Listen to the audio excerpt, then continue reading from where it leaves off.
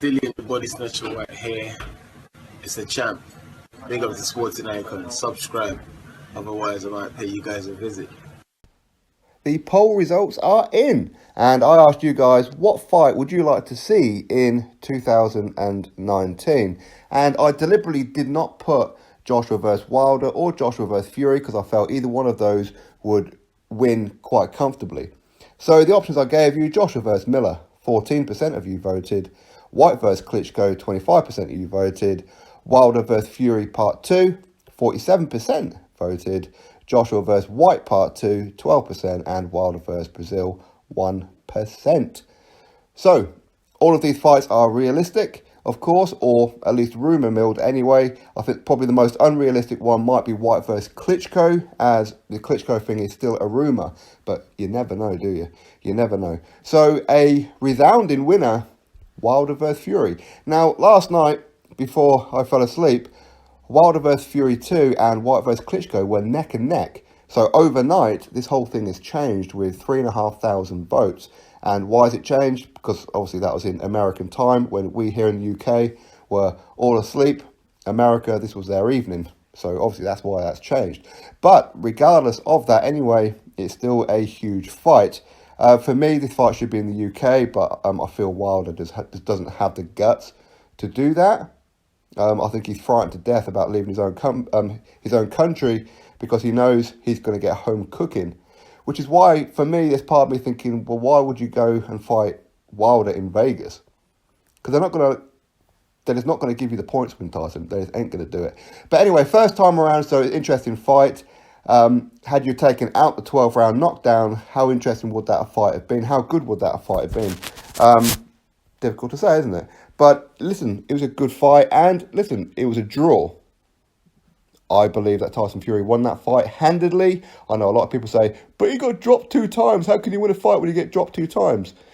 My answer to you is go watch another sport.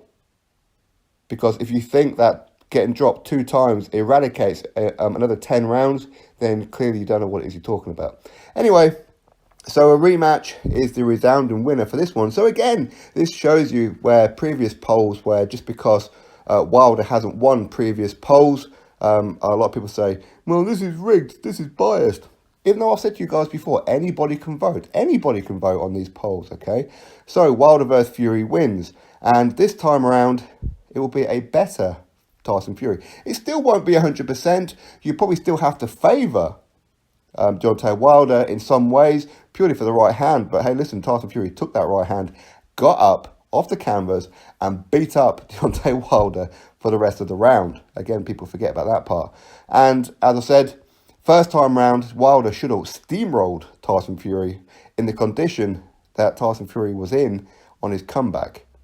As in, nowhere near 100%. I said this for a good couple of months before the fight. Yeah, I was wrong, I was hating, all this kind of thing. But yet, then his own dad said the same thing that I said. His own trainer said the same thing that I said. And his own brother said the same thing that I said.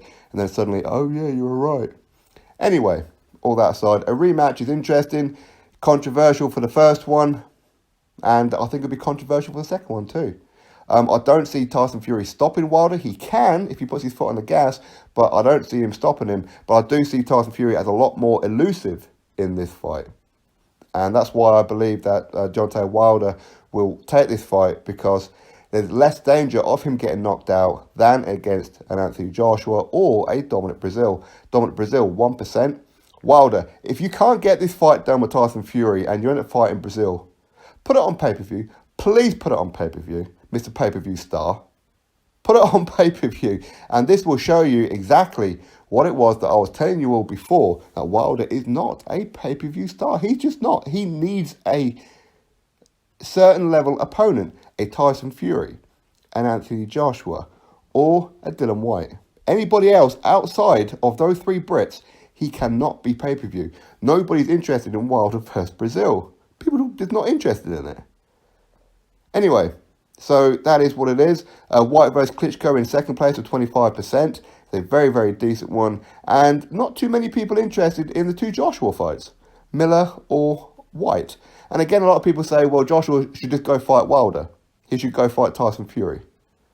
Well, he can't fight them if they're unwilling to fight him. That's just how it is. Wilder has already said, no amount of money is going to get me in that ring with Anthony Joshua on April 13th. I want Tyson Fury. Listen, as I said, I can't hate on the Tyson Fury fight. It's a draw. It does need sorting out, that's for sure. Tyson Fury got robbed, and it appears, just by going by what Frank Warren said, where the fight is looking like it could be in Las Vegas, it means Tyson Fury's going to have to travel again and probably concede on the negotiations like he did the first time round. Okay, and if it goes to points, which it probably will, then Tyson Fury will get robbed again. Brits do not go to Vegas to win. Brits go to Vegas to lose. It's just the nature of the beast. Anyway, it is what it is. So that is what's going on. You guys have voted Wilder versus Fury as the most favourable fight out of all the other ones.